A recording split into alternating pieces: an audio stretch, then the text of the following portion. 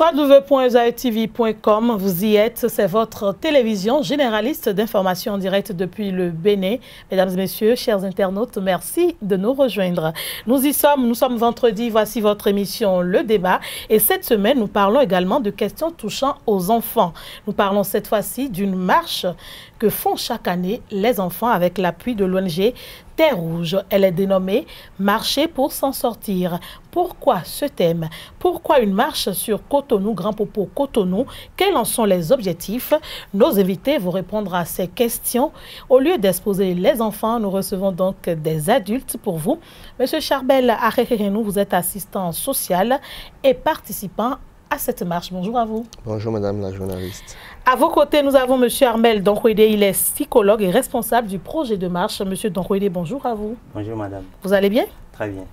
Pourquoi Terre Rouge organise chaque année cette marche pour les enfants? Ok, merci. Le projet Marcher pour s'en sortir est venu de l'idée de pouvoir sortir les enfants en situation de rue, les enfants qui sont en difficulté avec la famille, de leur milieu de vie Cotonou, de les ramener à Grand Popo dans le but de les aider à pouvoir aller à la rencontre d'eux-mêmes.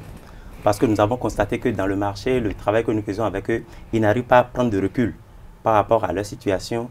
Donc du coup, c'est de les amener à prendre conscience de leur souffrance, de les aider à faire un chemin avec eux-mêmes et de pouvoir sortir de ces difficultés-là avec l'aide de personnes bienveillantes qui vont les aider à pouvoir sortir de cette difficulté. Oui, mais 270 km de marche, Cotonou, Grand Popo, pour revenir encore à Cotonou, pourquoi cet itinéraire, monsieur Arerenou? Merci madame la Est-ce que ce n'est pas trop pour des enfants? Non. Vous êtes psychologue. Assistant social. Assistant social, pardon. Oui. Ah, c'est monsieur Donkwede qui est psychologue. À l'entendre dire 265 km, 270 km, 270 km, ça pourrait, voilà, ça pourrait attirer l'attention et dire oui, c'est vraiment énorme pour des enfants. Mais en même temps, c'est un parcours vraiment, vraiment cadré, vraiment cadré. Et ce parcours ne se fait pas en une journée. La marche, nous la faisons en 11 jours. En 11 jours. Avec des sites où nous campons, des sites bien définis où nous campons, et voilà un peu. D'accord, je comprends mieux, je suis moins inquiète, parce que je me suis dit, bon, 270 km, déjà quand on fait une journée de voyage sur Grand Popo, c'est déjà pas facile, et donc on va prendre des enfants, leur tenir la main jusqu'à Grand Popo pour revenir, je me dis psychologiquement ça peut leur poser un problème. Ben voilà, il faut dire que c'est des enfants qui sont habitués à la marche déjà. C'est quelle tranche d'âge? Voilà, c'est des enfants de la tranche de 15 à 16 ans, 15, 16, 17 ans. D'accord. Voilà. D'accord, ce sont des adolescents. C'est des adolescents, voilà, et qui sont déjà habitués à la marche. Il y a des enfants qui ont fugué de la maison de Porte-Nouveau jusqu'à Cotonou. Il y en a qui ont fugué à Bomé jusqu'à Cotonou avec la marche. Donc du coup, c'est des enfants qui sont déjà un peu habitués à la marche. Et nous aussi, le travail qu'on fait avec eux, c'est de pouvoir les amener à s'approprier la chose. C'est pas juste que, ben voilà, ils vont marcher pour marcher. Au cours de la marche, il y a des entretiens qui sont organisés, il y a des activités qui sont organisées, il y a des moments de pause également qui leur permettent quand même d'être un peu relax. Ce n'est pas aussi accueillant que ça. Monsieur Arerenou, vous êtes assistant social, vous connaissez ces enfants-là, vous participez chaque année à cette marche. C'est vrai, vous avez dit qu'il y a des pauses, il y a des campings que vous faites. Dites-nous, qu'est-ce que vous faites au-delà des campings, à part les conseils ou les échanges que vous faites avec les enfants? Merci madame la journaliste. Pendant le projet de marche, nous faisons des entretiens bien évidemment avec les enfants. Les entretiens sont plus liés à l'histoire de vie du jeune. En fait, nous travaillons des difficultés liées à l'histoire de ces jeunes. Vous prenez l'histoire de chacun, vous en parlez, vous échangez ou bien exactement. Je sais pas, vous avez choisi juste une histoire et vous allez l'échanger? Exactement, nous travaillons sur l'histoire de vie du jeune. C'est-à-dire que c'est un entretien individuel centré sur l'histoire de la personne. Donc ce n'est pas des échanges en groupe? Non, non. Au-delà des entretiens individuels que nous faisons avec les enfants, nous faisons d'autres activités. Nous faisons la pêche aussi avec les autochtones. La pêche? La Quand vous arrivez à Grand Popo? Non. Un peu après Rio, donc en allant vers Ouida. Nous faisons la pêche avec ces enfants. Et il faut dire que les activités que nous faisons avec ces enfants ont un intérêt très, très thérapeutique. Déjà l'intérêt? Déjà la pêche permet à ces enfants de rencontrer des adultes bienveillants, de rencontrer des personnes pas maltraitantes, pas maltraitant du tout. Des personnes différentes des personnes différentes, celles déjà rencontrées dans la rue, des parents maltraitants et tout. Et c'est aussi le moment pour ces jeunes d'entrer en lien avec des personnes qu'ils ne connaissent pas, parce que les enfants de rue, ils sont un petit peu difficiles dans le relationnel. Donc, on leur apprend à entrer en lien avec des personnes qu'ils ne connaissent pas. On leur apprend à à acquérir de nouvelles valeurs. Acquérir de nouvelles valeurs, j'ai été un enfant maltraité ou abusé. Je suis déjà psychologiquement atteint. Et vous dites maintenant qu'il faut que je puisse avoir des relations avec d'autres personnes, rencontrer d'autres personnes. Est-ce que c'est pour autant facile, Monsieur Donwedi? Voilà, c'est pas du tout facile, ça il faut l'avouer. Mais avec les outils que nous essayons de mettre en place, nous essayons quand même d'aider ces enfants à reprendre du lien avec de nouvelles personnes, à pouvoir quand même se stabiliser émotionnellement. Voilà. Et il faut dire, c'est des enfants qui sont en situation de rupture de lien. Des enfants qui sont en situation de rupture de lien. Ils n'ont plus aucun lien avec des parents. Avec la famille, avec les parents. Et des enfants qui ont eu une enfance vraiment difficile. Et quand tu es un enfant qui a eu une enfance difficile, c'est clair qu'à l'adolescence, il y aura des répercussions sur ton développement et psychique et tout ça. Et il faut dire que la culture de la rue aussi a renforcé aussi ces comportements négatifs qu'on retrouve au niveau de ces enfants. Et nous, notre travail est de pouvoir les aider. Un enfant qui est déjà en situation de rupture de lien, de les aider à reprendre confiance en l'adulte. En eux-mêmes déjà? En eux-mêmes d'abord, merci. Et aussi en l'adulte qui est là et pouvoir quand même sortir de leurs difficultés. Parce que si déjà ils sont bloqués à des niveaux donnés où ils se disent, ben voilà, les adultes, c'est pas la peine, on ne peut plus les adultes, c'est la méchanceté. Leur faire confiance. Et on l'observe quand ils viennent dans nos centres, on constate que, ben voilà, déjà l'enfant, quand il est là, il peut d'abord tester les limites de l'adulte pour voir jusqu'où il peut aller. Pousser à bout. Voilà, pour voir jusqu'où il peut aller avec cet adulte, de peur que les mêmes choses ne se reprennent. Et si déjà il voit que, ben voilà, par rapport à tout ce que je fais à cet adulte, mais il ne réagit pas comme les autres le font dans le marché. Il ne réagit pas comme les autres le font à la maison, mon oncle, ma tante et tout ça. Il se dit, ben voilà, donc les hommes ne sont pas les mêmes, ça peut évoluer, les choses peuvent changer. Donc du coup, il commence pas à prendre confiance. Et quand il commence pas à prendre confiance, nous, on essaie de voir maintenant comment l'accompagner avec un projet de vie. Et il faut dire, avant de partir de Cotonou avec ces enfants-là, et chaque enfant doit avoir un objectif de marche. Et c'est surtout par rapport à l'objectif de marche que nous faisons les démarches pour qu'ils puissent participer, parce qu'il y a beaucoup d'enfants qui font la demande. Donc c'est par rapport à ton objectif de marche que tu vas partir. Et mon collègue l'a dit tout à l'heure, nous partons avec les enfants sur leur histoire de vie. Quels sont les événements marquants de sa vie? Quels sont les événements traumatiques de sa vie? Et déjà, quand l'enfant commence par parler de son histoire, on se rend compte en fait que, ben voilà, il a vécu. Ces enfants, quand vous avez la chance de les écouter un peu, vous allez comprendre que c'est des enfants précocement adultes. Parce que, ben voilà, quand tu sors de la maison sans aucune ressource, tu te retrouves dans la rue. Un monde hostile. Voilà, et tu dois pouvoir quand même te défendre. Et il y a des mécanismes de défense qui mettent en place pour pouvoir supporter la rue. Et c'est clair que dans la rue, on sait qu'il y a la violence, l'agression, l'insécurité et tout ce qui peut accompagner. Et voilà, ces enfants, ils arrivent à pouvoir se stabiliser dans un monde comme ça. Et quand ça se passe comme ça, c'est parfois difficile de les faire sortir de ce milieu. C'est pourquoi nous, on a quand même initié ce projet pour pouvoir les faire sortir de ces milieux-là. Leur apprendre déjà à pouvoir sociabiliser. Voilà. Voilà, c'est moi. Monsieur Charbel Arikénou, vous êtes assistant social, vous êtes au cœur du processus de réintégration plus tard de ces enfants.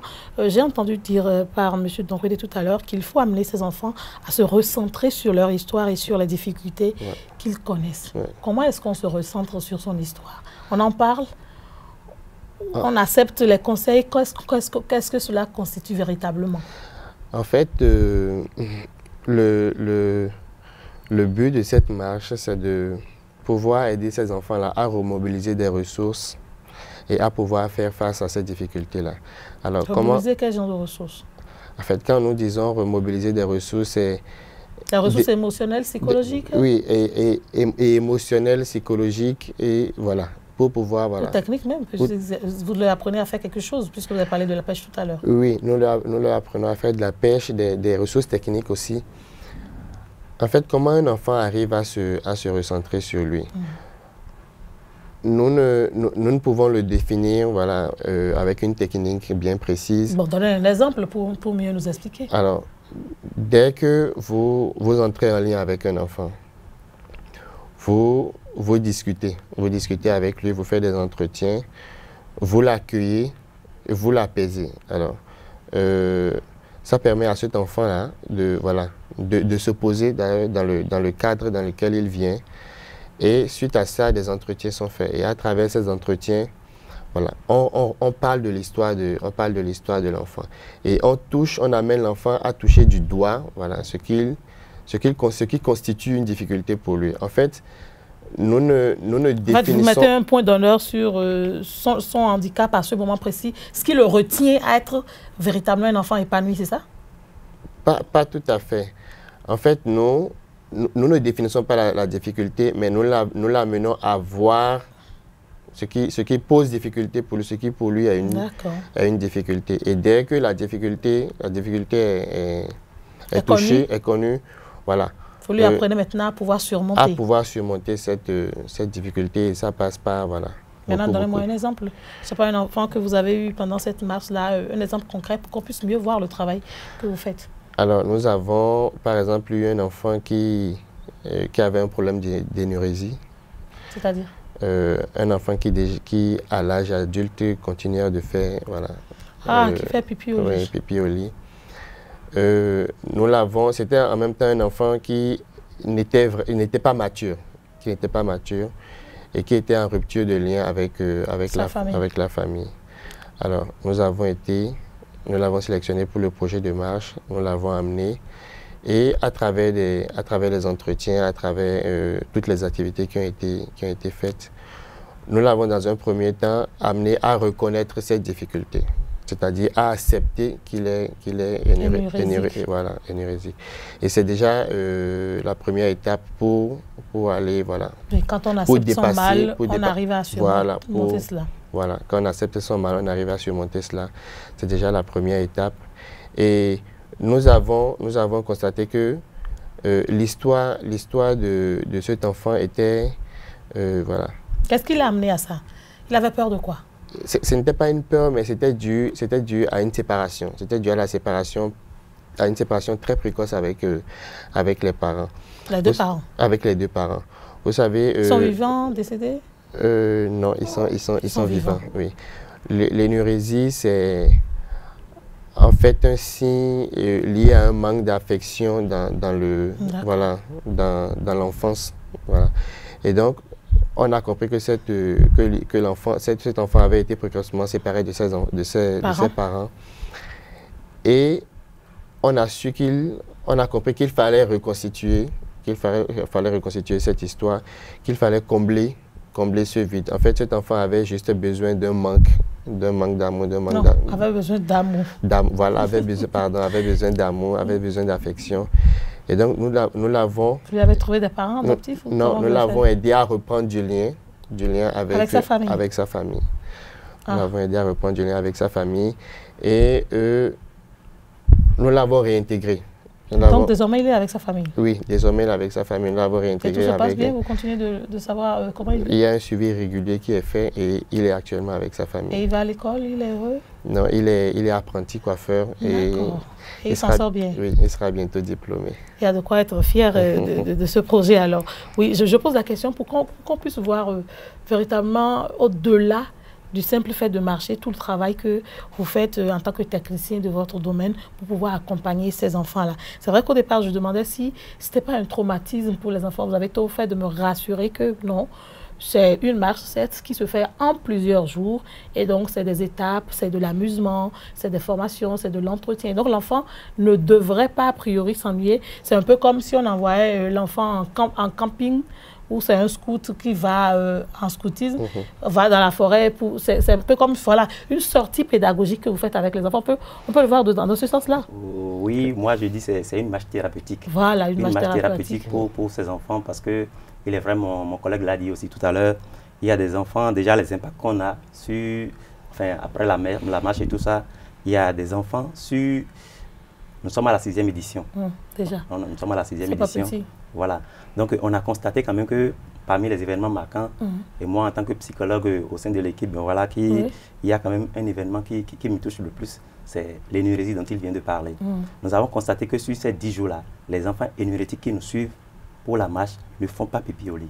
Ils ne mouillent pas le drap. C'est quoi le secret? Voilà, et c'est beaucoup plus ça que nous aussi, dans le travail, on essaie de voir mais quelles sont les ressources que le projet de marche apporte à ces enfants. Bien, les enfants se disent, bon, aujourd'hui, nous sommes en grand nombre, ensemble, en communauté, il ne faudrait plus se faire honte et se faire huer par les autres camarades, c'est ça? Ben voilà, l'énurésie, ce n'est pas volontaire. Oui. C'est pas volontaire, c'est pas que ben voilà, l'enfant peut décider. C'est parce qu'on n'arrive pas à contrôler. Voilà, c'est incontrôlé.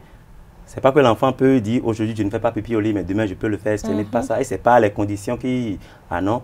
Donc du coup, si l'enfant, on a constaté qu'après les 10 jours de marche, il n'y a aucun enfant qui mouille son drap.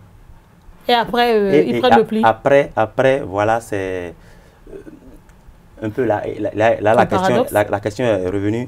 Et on se disait, mais est-ce que ce n'est pas juste une suradaptation que les enfants font pendant cette période où ben voilà, les 10 jours de marche ne leur suffisent pas vraiment pour vraiment travailler ce qui a été difficile, ce qui a été traumatique. Et je voudrais quand même préciser quelque chose.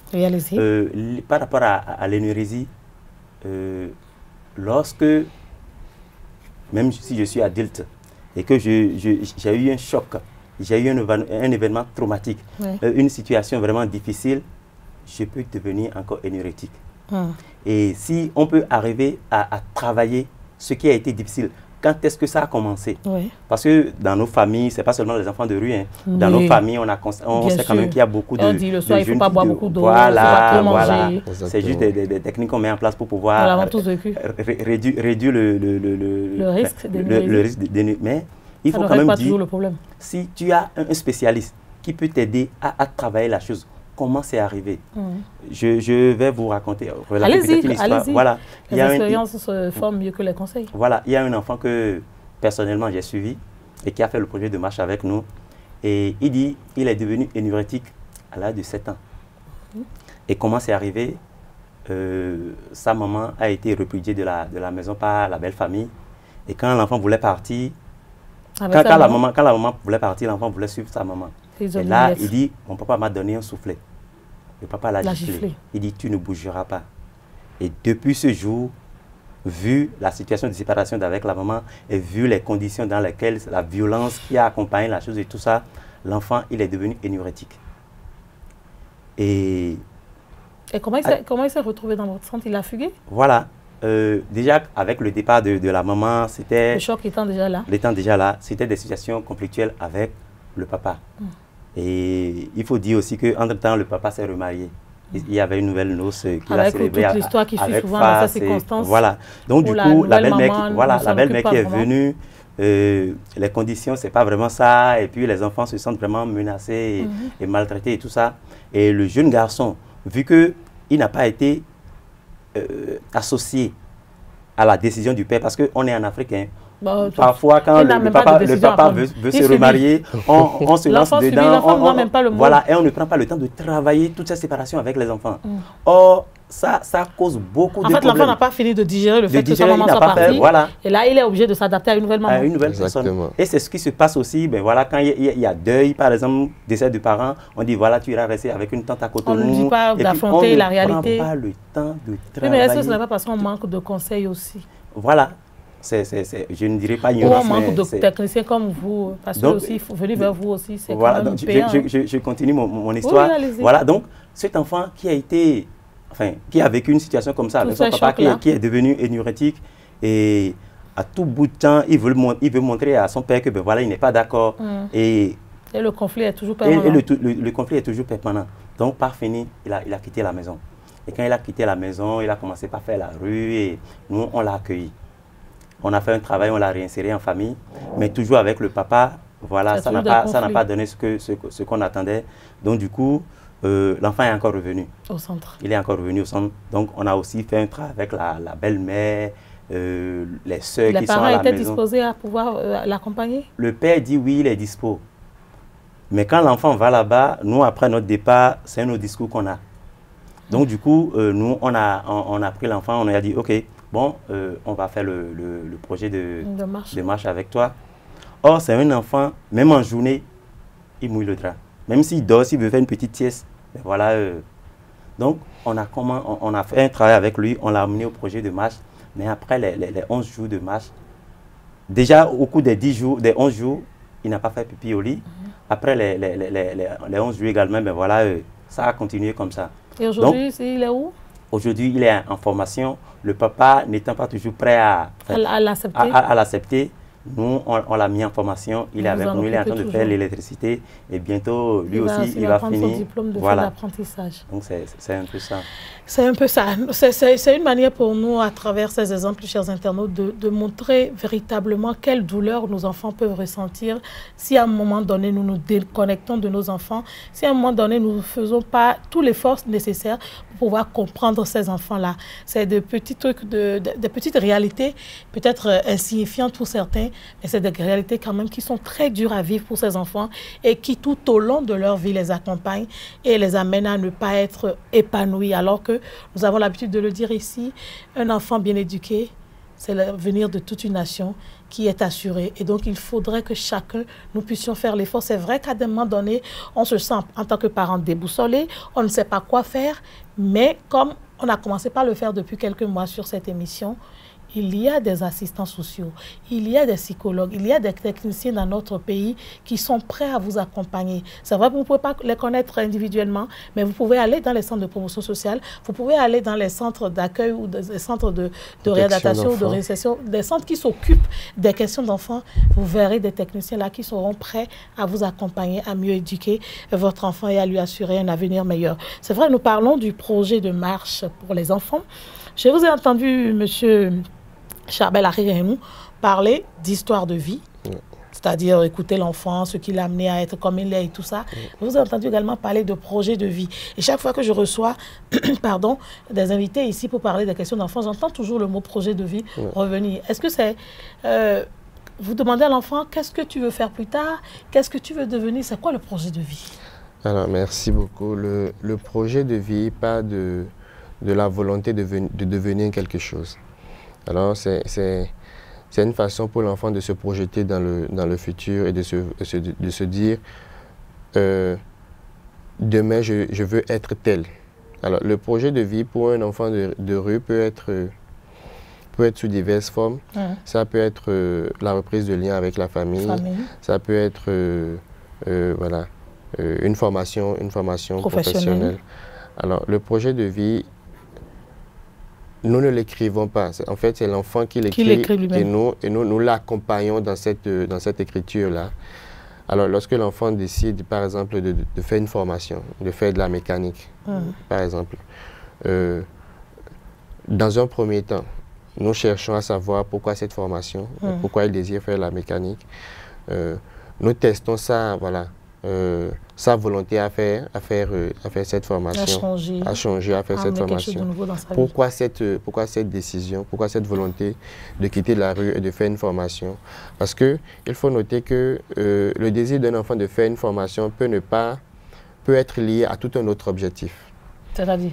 C'est-à-dire, par exemple, quand un enfant quitte la maison et qu'il est dans la rue et qu'il veut changer d'image au niveau, voilà, aux yeux de ses parents, il décide de faire une formation. Un peu comme un enfant qui fugue pour dire je vais partir, je vais devenir quelqu'un pour venir montrer à mes parents que je ne suis pas inutile. Exactement.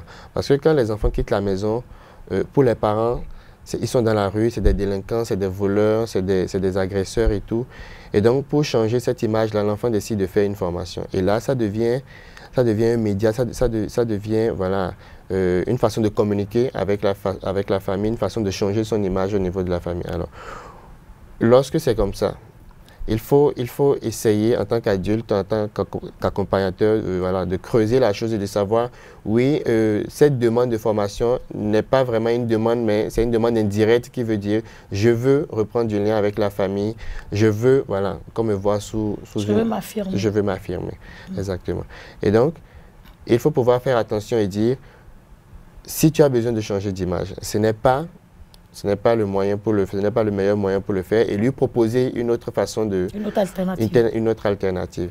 Mais lorsque la demande est juste, et que c'est vraiment une demande de formation, par exemple, comme je le dis en mécanique, nous trouvons des patrons, nous avons un réseau de patrons qui nous aident à former, voilà, exactement, à former ces enfants.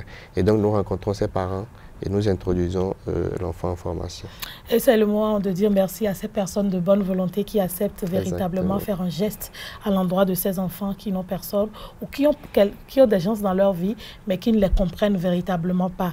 Les humains ne sauront vous remercier à la hauteur de ce que vous faites comme sacrifice, mais Dieu, comme on le dit, vous le revaudra. Monsieur Charbel Ariremi, est-ce le projet de marche est seulement pour les enfants, pour accompagner ou pour recentrer les enfants sur leur histoire, ou est-ce aussi un appel à l'endroit de ces adultes-là, de ces décideurs, de ces parents-là, qui ne voient pas les difficultés que vivent ces enfants de la rue, ces enfants délaissés, orphelins et autres? Alors, le projet de marche s'adresse à ces enfants, mais aussi également à toute personne désireuse d'accompagner ces enfants-là.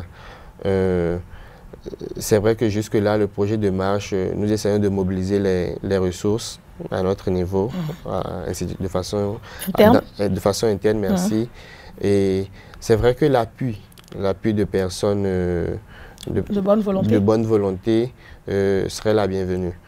Et ces appuis peuvent se faire en kit de matériel de couchage, tout ce que vous avez, vous apportez en vêtements, tout ce que vous avez. En vêtements, en vivres, tout ce que vous avez. Et l'autre question que j'aimerais poser, c'est vrai qu'on ne peut pas tout demander à l'État, on ne peut pas tout demander aux décideurs, on ne peut pas tout demander aux politiques, mais est-ce qu'il y a une collaboration, Monsieur Donrouéné Armel, avec les autorités à divers niveaux? Parce que vous êtes un psychologue, c'est un technicien qui travaille au même titre qu'un assistant social avec les autorités en charge de la famille ou de l'enfance. Est-ce qu'il vous arrive d'aller à des formations, je ne sais pas, ou à des rencontres avec ces autorités-là et de pouvoir leur porter les doléances de ces enfants pour vous faire accompagner? Ok, merci. Parce que prendre un enfant, faire un entretien psychologique et tout ça, c'est quand même des moyens. Ah oui, merci bien, madame. Je pense que ça se fait. Ça se fait avec les autorités. Il y a des mais pas comme vous le voudriez. Voilà. Et puis, il est vrai, on parle, ils viennent, ils nous écoutent et tout ça. Nous aussi, on va à leur rencontre. Mais souvent, il n'y a pas un retour. On dit, ben voilà, c'est de très bons projets. On est d'accord avec ce que vous faites. On va vous appuyer, on va vous accompagner. Mais souvent, le retour, c'est pas ce qu'on a. Je pose la question parce qu'il y a des situations où c'est des autorités même qui tombent sur de ces genres d'enfants-là et qui les déposent dans les centres d'accueil, dans les centres de transit et autres, ou à l'Office central de répression des mineurs. Et après, plus rien. Paf, on ne sait plus comment c'est et on vous laisse tout à la charge. Oui, voilà. Merci de le rappeler. Nous sommes en partenariat avec les commissariats, avec l'OCPM, tant qu'il y a un problème d'enfants, on vous l'amène, les populations aussi. Ça, on nous amène les enfants. Et ça, ils savent, sur ce point-là, ils savent que nous existons et que nous pouvons vraiment aider, accompagner ces enfants. Mais par rapport aux autorités qui éventuellement pourraient nous appuyer de façon technique sur le terrain, ben voilà, ça ne suit pas toujours. Ça ne suit pas toujours. Mais nous, on essaie de faire avec les moyens des bords pour pouvoir quand même aider ces jeunes innocents. C'est quand même un travail de solidarité nationale, un travail de sacerdoce que vous faites également. C'est pas petit, c'est pas rien non plus, parce que c'est quand même beaucoup d'enfants. Même si c'est un seul enfant, tout à l'heure j'ai souri parce que vous avez dit qu'il y a un enfant, ou deux déjà, qui sont en fin d'apprentissage. L'un a été réinséré, l'autre non. Mais c'est quand même une fierté de savoir qu'on arrive à faire cela. Et souvent, je ne sais pas, on dit qu'il n'y a pas de compétences, on dit qu'on n'a pas les moyens, pourtant il y en a qui font le travail et qui sont des Béninois et qui arrivent à faire ce que également les Européens ou les Américains, tout ce que vous voulez, font dans ce sens. Je pense que vous avez besoin d'être accompagnés et ça viendra. Le projet de marche, c'est depuis 6 ans. Les enfants contribuent, ils apprécient, ils en sortent grandis, ils en sortent très informés sur leur propre histoire, sur comment évoluer dans la vie. Mais quel accueil, monsieur Ariénou, les populations, tout au long de ce trajet apportent à ces enfants, au-delà d'accepter qu'ils fassent la pêche ou de rigoler ou de s'amuser, je ne sais pas, de raconter des histoires avec eux. Qu'est-ce que ça leur fait? Est-ce que ça les conscientise déjà, ces populations-là, à ne pas laisser leurs enfants venir à la même situation?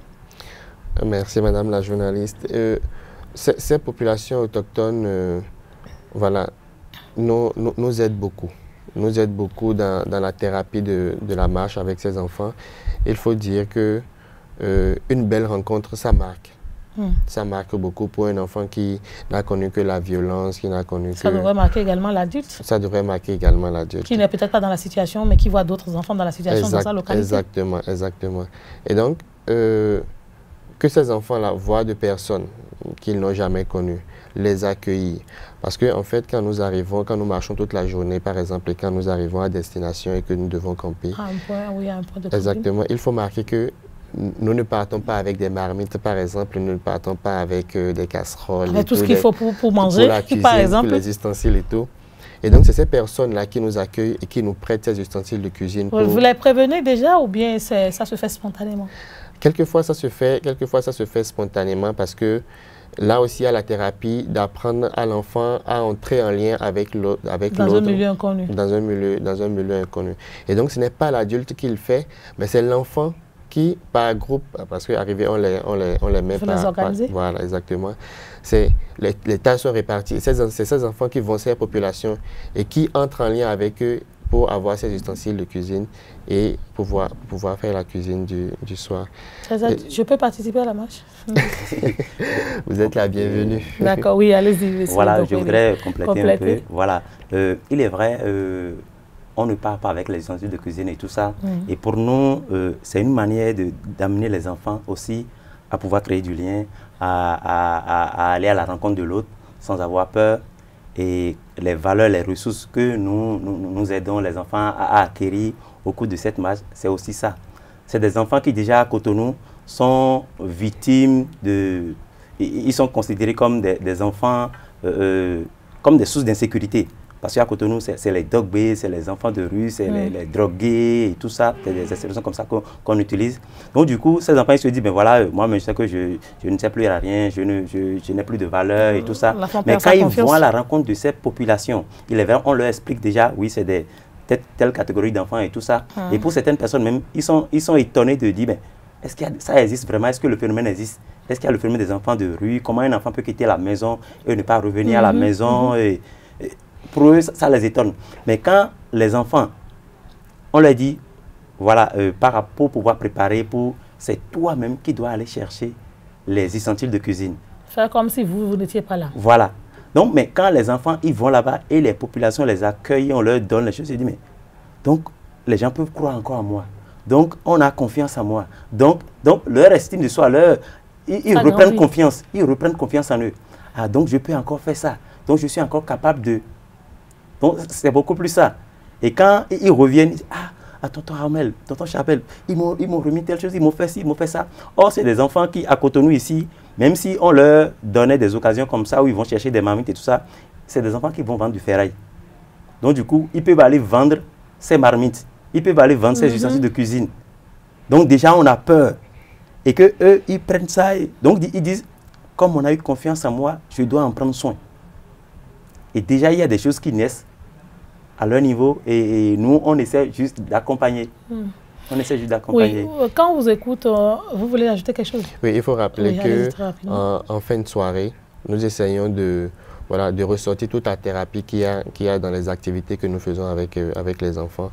Parce qu'une chose est de faire ces activités, mais une chose est aussi de comprendre la thérapie qui sort de ces activités-là. Et donc, tous les soirs, nous avons une rencontre avec ces enfants où nous leur disons, oui, avec telle activité, il y a telle thérapie autour, avec telle aussi, il y a telle thérapie autour. Et l'enfant prend conscience du fait que, à travers cette activité, j'ai pu faire telle chose. Et donc, ça veut dire que je peux voilà, je peux faire plus. Oui, et là, ce sont les impacts sur les enfants et sur les adultes. J'insiste sur la question parce que je veux savoir ce que ressentent ces personnes qui, par exemple, ne croyaient pas qu'il y ait des enfants de la rue, il y ait des enfants qui aient fugué, mais qui maintenant se rendent compte à l'évidence au cours de cette marche-là que oui, ça existe. Comment est-ce qu'ils se sentent? Qu'est-ce qu'ils ressentent? Quelles sont les, je ne sais pas, les options qu'ils prennent désormais pour accompagner des enfants peut-être de voisins ou autres qui seraient dans cette situation? Monsieur Dongwili. Merci. Déjà que quand ces personnes ils sont informées de la situation et tout ça, ils se disent mais c'est pas possible. Comment ça peut arriver? Comment ça peut se faire? Et quand on leur explique un peu, ils se disent mais donc ça veut dire que moi aussi, mes enfants aussi, éventuellement, ça pourrait arriver. Donc déjà, ils peuvent revoir leur manière d'éduquer, leur manière de, leur positionnement par rapport à leur famille et tout ça. Et aussi, c'est une manière d'éduquer ces populations-là à ce que, enfin, ils ne se retrouvent pas dans la même situation, que les enfants ne se retrouvent pas dans la même situation. Voilà, être prévoyant. Et on a quand même compris, quand on leur parle de la situation de ces enfants, ils sont vraiment émus. Ils sont... Au-delà de l'émotion et dans les actes. Est-ce que vous en avez vu plus tard, je ne sais pas, après une marche, à une autre marche, qui ait changé de comportement, de manière d'être, qui ait fait des témoignages pour vous dire oui, grâce à ce que vous aviez fait l'année dernière, par exemple, nous, on a compris qu'il faut. Bon... Mais vous ne rencontrez pas toujours les mêmes populations? Pas toujours les mêmes populations. Vous ne faites pas toujours les mêmes itinéraires? Par année, on essaie d'évoluer dans le circuit, on essaie de changer, de modifier un peu pour que ce ne soit pas la même chose. Toujours les mêmes personnes que vous rencontrez. Voilà. Il faut dire que ces personnes que nous rencontrons habituellement au projet de marche font plus attention à leurs enfants, et les fois où nous revenons, même pour de petites situations, ils attirent notre attention dessus et ils nous donnent des exemples. Mon enfant a fait tel, il a fait ci, et je ne sais pas si c'est...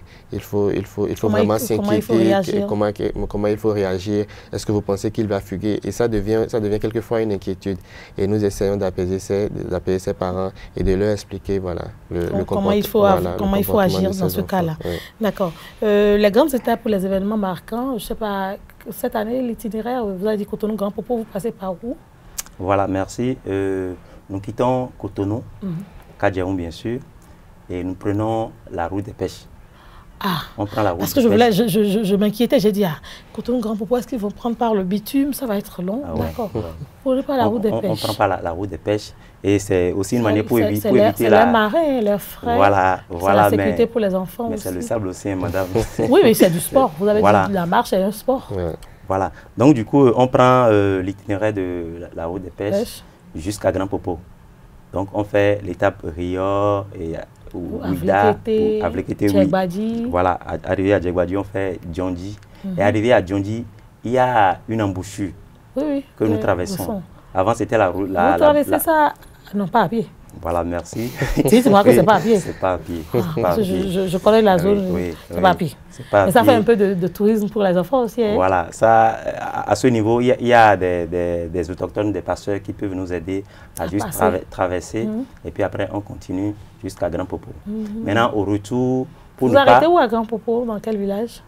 Bon, cette année, au centre Grand Popo. Oui. D'accord. Oui. Et donc, les enfants ont la possibilité de visiter un peu la ville de Grand Popo. Oui, il y a un peu de tourisme là aussi. La place Novicha, le marché, j'ai oublié le nom du marché. C'est un marché qui s'anime chaque semaine, j'ai oublié. Chodasi. Voilà, c'est comme ça qu'on appelle ça. Le marché qui s'anime tous les lundis. Oui, mais c'est organisé pourquoi c'est 11 jours, c'est organisé de manière à ce que, à des moments donnés, qu'il y ait des temps qui soient relax, de quartier libre, pour permettre aux enfants de se reposer. Vous les laissez même partir et revenir, et ils reviennent? Pas seul. D'accord. Pas seul. On est toujours avec eux. Non, c'est pour savoir. Voilà. Pour savoir comment vous faites votre boulot. On est toujours avec eux, voilà. Donc, quand nous arrivons à Grand Popo, le retour, on fait Grand Popo Kome. Et là, on est obligé de prendre le goudron. D'accord. Vous passez un peu par la ville. Voilà. On fait... Mais les autorités sécuritaires vous accompagnent? Ils sont tous informés. Et ils vous accompagnent? Bon, ils sont informés quand même de l'existence du projet.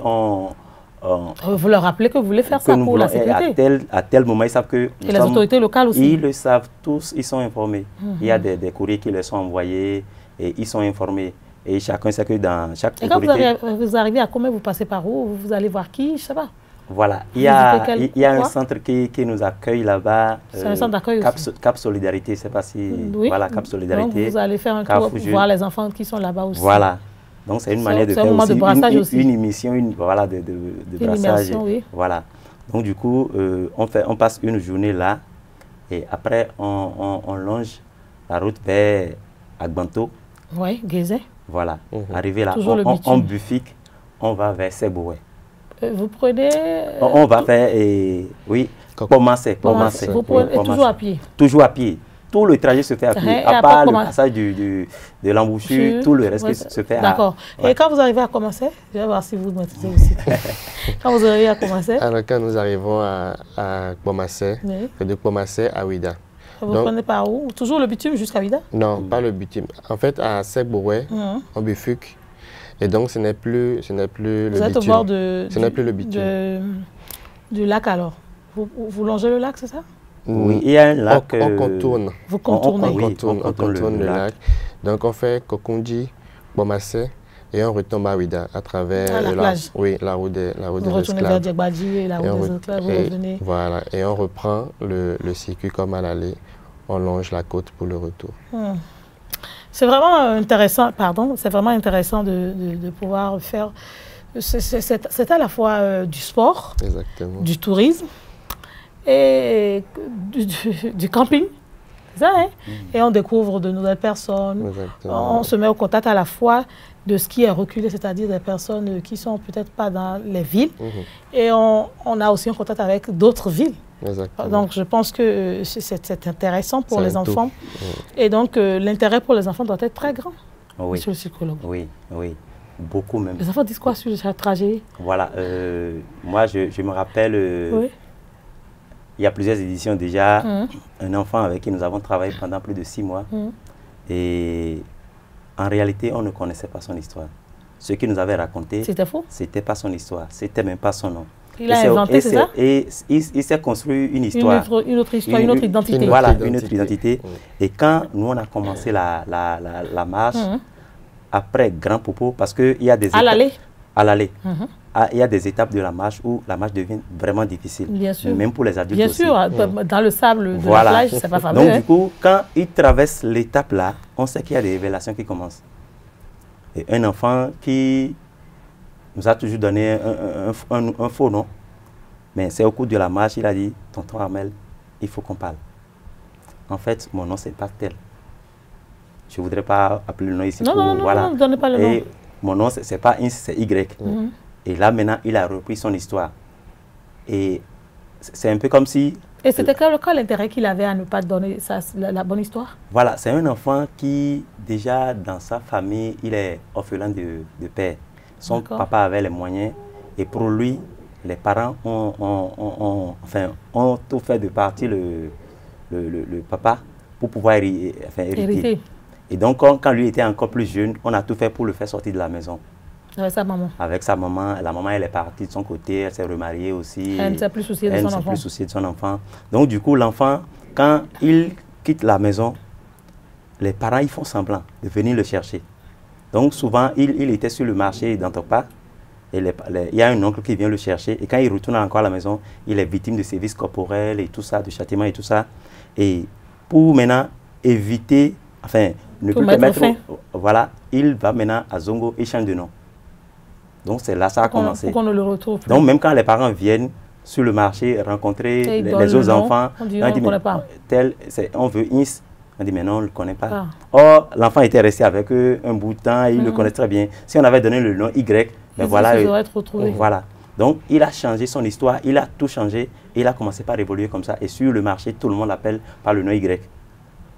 Et c'est au cours de la marche maintenant qu'il a tout repris. Et il faut dire, nous, tout travail psychosocial part d'une demande. Donc c'est par rapport à la demande de l'enfant que nous on peut l'accompagner. Et c'est par rapport à c'est par rapport à ce que l'enfant nous dit qu'on peut faire un travail avec lui. Donc du coup, lui, on a constaté quand même que sur toute la période où il était avec nous, il n'a pas voulu qu'on aille voir sa famille, il dit qu'il n'a plus de famille, son père non plus. Et donc, du coup, c'est comme s'il était seul au monde. Bien sûr. Mais c'est après, quand on a fait le projet de Marche Maintenant, que vraiment, il a raconté son histoire et on a été faire les enquêtes. Tout ce que l'enfant avait raconté était vrai. Et qu'est-ce que la famille a dit? La famille dit oui, bon voilà, c'est notre fils, mais quand on lui parle, il ne veut pas écouter, il fait la pagaille à l'école. Et là, on a constaté quand même que la famille n'était pas prête vraiment à accueillir l'enfant. Donc du coup, nous, on l'a retourné au centre, mais on essaie quand même de garder du lien avec la famille pour voir comment... Est-ce qu'à un moment donné, il pouvait changer d'avis? Est-ce que l'enfant a envie de retourner en famille? L'enfant lui-même, il ne voulait pas. Il ne voulait plus parce qu'il dit, ben voilà, il n'est pas en sécurité. S'il va, c'est toujours la même chose. Il n'est pas en sécurité là-bas. Aujourd'hui, il a moins de la stabilité, il va encore retourner dans les mêmes travers. Aujourd'hui, il est devenu un grand boulanger et il travaille dans une structure de la place. Et on a fait les enquêtes avec... Il y a un nom qui a été favorable un peu à la chose. On a pisté la maman, on a retrouvé la maman. Et quand on a retrouvé la maman, elle est revenue, elle dit oui que c'est parce que la famille aussi l'a jeté de la maison et qu'elle n'avait pas La famille a jeté, on lui a demandé de jeter l'enfant? Ben voilà, elle dit qu'elle n'avait pas les moyens pour pouvoir supporter aussi l'enfant. Mais quand elle allait se marier, elle a fait d'autres enfants, elle n'a pas trouvé les moyens. Et puis elle disait aussi que son nouveau mari n'était pas prêt à accueillir cet enfant. Donc elle a préféré sacrifier l'enfant. Voilà, donc elle a fait un choix. Et voilà, mais aujourd'hui l'enfant, il a fini. Il a retrouvé des liens avec sa mère ou son avec sa maman maintenant, c'est comme... ça se passe super bien. Ça se passe super bien. Et la maman a eu d'autres enfants avec le nouveau papa. Et il est là, il les appuie encore. Parce que lui, il travaille, il les appuie. Et là, maintenant, la maman, elle est fière de son enfant. Et voilà, elle dit, c'est mon enfant. Et ça se passe super bien. Je ne vais pas dire ce que je pense. Voilà. Maintenant, il y a aussi un autre cas qui, par rapport à la dernière édition, moi, c'est un enfant... Vous a marqué? Oui. Un enfant qui nous dit que son père est décédé et que quand le père était décédé, il n'y avait même pas les... On ne l'a pas enterré. Qu'il est décédé à cause d'une histoire de famille où il devrait être... On ne l'a pas enterré? Il dit qu'on ne l'a pas enterré, qu'on l'a incinéré. On l'a brûlé parce que c'est les fourmis qui l'ont mangé. C'est des imaginations pas possibles. On l'a brûlé et que la maman aussi, elle s'est remariée. Donc, c'était des histoires comme ça. Et au final, c'était quoi? Au niveau du projet de marche, là, il dit, tonton Armel, il faut qu'on parle. Et puis, on a commencé par... Et vous, moi, je parle beaucoup plus de mes expériences à moi. On va aller à un exemple chez vous, un exemple chez lui, pour clôturer l'émission. Personnel, où l'enfant... Et c'était quoi la vraie histoire? La vraie histoire, le papa vivait. Le papa vit encore. Le papa est même un grand homme de ce pays. Et pourquoi il a dit ça? Voilà. Qu'est-ce qui s'est passé? Pour certains enfants, vu la souffrance, les difficultés qu'ils vivent avec les parents et tout ça. Et il a vécu quelle difficulté avec ses parents? Voilà. C'est un enfant qui n'est pas désiré. C'est un enfant, déjà à sa naissance, la maman et le père, c'était juste, ben voilà... en fait, il faisait la vie et voilà, c'est venu. Et puis c'est venu. Et le père, étant une grande personnalité, dit, ben voilà, je n'en veux pas. Moi, je suis marié, voilà, Donc, le papa, il a essayé même à plusieurs reprises de nuire à l'enfant. Et ils ont essayé de l'avorter.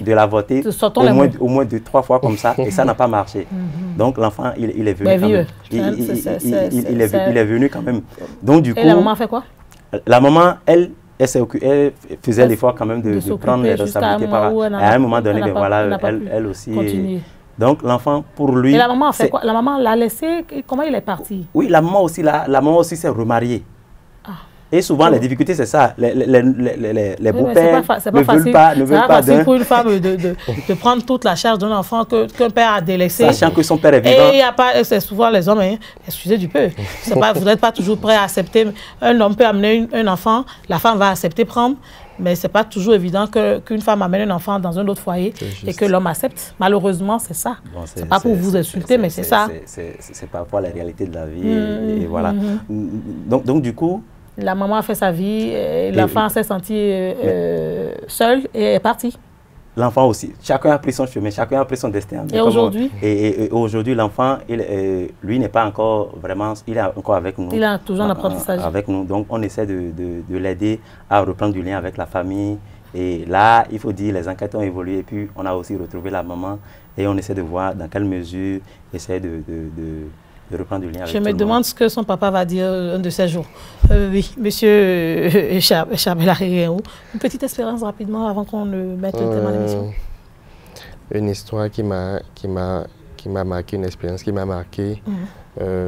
C'est un enfant que j'ai accompagné et qui est orphelin de père. Disons-le comme ça, parce que jusque-là, on n'a pas d'informations sur le papa. Et la maman, elle vit? Et la maman ne vit plus aujourd'hui, malheureusement. D'accord. C'est un enfant qui a été séparé de la maman dès son jeune âge, qui a rejoint la rue, qui faisait des fugues répétées, mais qui, pour finir, a rejoint la rue. Aujourd'hui, il a pris un métier aussi? Aujourd'hui, il est dans un corps de formation. Il apprend la peinture. Il n'a pas fini. Mais émotionnellement, psychologiquement, il s'en sort? Oui, émotionnellement, psychologiquement, il a pu retrouver des ressources, il a pu se stabiliser. Il évolue dans la formation. D'accord. La marche aura lieu quand? Le 23. La marche est prévue pour le 23 juin. Oui. Le 23 juin. Et pour 11 jours? Et pour 11 jours. Votre appel, monsieur le psychologue, aux parents surtout, pour éviter que nos enfants ne se retrouvent dans ces situations? Oui, voilà ce que moi, c'est une réalité de chez nous, je l'ai dit tout à l'heure, où parfois quand il y a des décisions qui doivent être prises sur la vie des enfants, ils ne sont pas souvent associés à la chose. Il y a des décisions quand la famille se voit parfois dans des difficultés, dans des situations de précarité et tout ça, on dit, bon, l'enfant, je vais le placer chez une tante, chez un parent.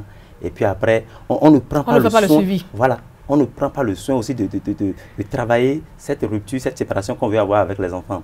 Or, qu'on le veuille ou non, quelle que soit la séparation, ça a d'impact. On dit souvent chez nous même qu'il vaut mieux manger du gari ou du piment avec son enfant que de le laisser dans les mains de quelqu'un d'autre. Voilà.